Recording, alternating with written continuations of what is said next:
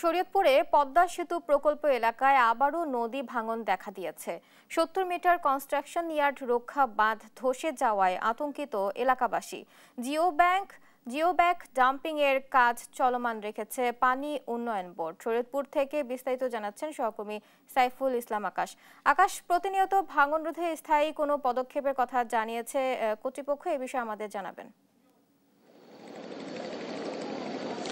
বুবলি, এখন পর্যন্ত স্থায়ী বেড়িবাঁধের বিষয়ে কিন্তু পানি উন্নয়ন বোর্ড আমাদেরকে কিছু বলেনি, তবে অস্থায়ী বেড়িবাঁধের জন্য কিন্তু তারা জিওব্যাগ ডাম্পিং করে যাচ্ছে। সকাল থেকেই আমরা দেখেছি পদ্মার নাউডুবা 0 পয়েন্ট থেকে মঙ্গলমাঝি যে ঘাট, সেখানে কিন্তু তারা জিওব্যাগ ডাম্পিং করছে। আমরা পিছনের চিত্র যদি দেখাই, সেক্ষেত্রে কিন্তু পানি উন্নয়ন বোর্ডের পক্ষ থেকে এখানে প্রায় 250 শ্রমিক নিয়ে 4টি বার্জের মাধ্যমে কিন্তু তারা এই জিওব্যাগগুলো ডাম্পিং করছে। এবং এখানে কিন্তু আমরা দেখতে পেয়েছি সকাল থেকে পদ্মা নদীর স্রোত কিন্তু কম থাকার কারণে কিন্তু এই জায়গাটায় এই ভাঙন কিন্তু সকাল থেকে দেখা দেয়নি। তবে গতকাল রাতে কিন্তু এখানে যে মঙ্গলমাঝির ঘাটটি রয়েছে, সেখান থেকে নাউডুবা 0 পয়েন্টে এই স্থানটিতে কিছু কিছু জায়গায় ভাঙন দেখা দিয়েছিল এবং বিশেষ করে 2টি দোকান কিন্তু নদী গর্ভে নিয়ে যায়। এবং পানি উন্নয়ন বোর্ড সূত্রে এবং স্থানীয় সূত্রে আমরা যেটি জানতে পেরেছি, প্রায় 70 মিটার এই নদীর কবলে কিন্তু বিলীন হয়ে যায়। পাশাপাশি এখানকার স্থানীয়রা কিন্তু অনেকটা আতঙ্কিত অবস্থায় রয়েছে, উৎকণ্ঠায় রয়েছে, কারণ একদিক দিয়ে জিওব্যাগ ডাম্পিং হচ্ছে, আরেক দিক দিয়ে কিন্তু তাদের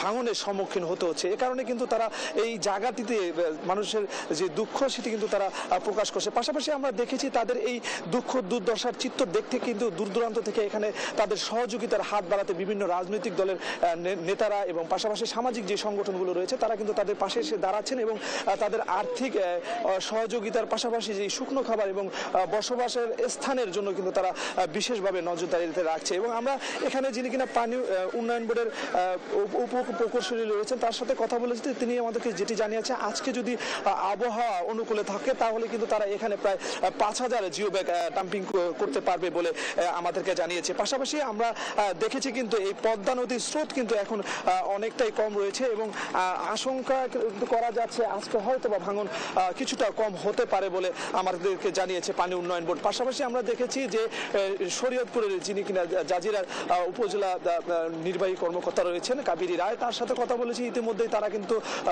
26টি পরিবারের মাঝে তারা 5000 টাকা করে আর্থিক সহায়তা করেছে এবং 2 বান করে টিন বিতরণ করেছে, শুকনো খাবারও বিতরণ করেছে। তারা কিন্তু চাচ্ছে যে এই পদ্মার পাড়ে মানুষের যেন এটি স্থায়ী বেড়িবাঁধ হোক, এটি কিন্তু এখানকার স্থানীয় যারা রয়েছে তারা চাচ্ছে। তো এই ছিল শরীয়তপুরের পদ্মার ভাঙন কবলিত এলাকা থেকে সর্বশেষ। বুবলি, আকাশ, আপনাকে ধন্যবাদ।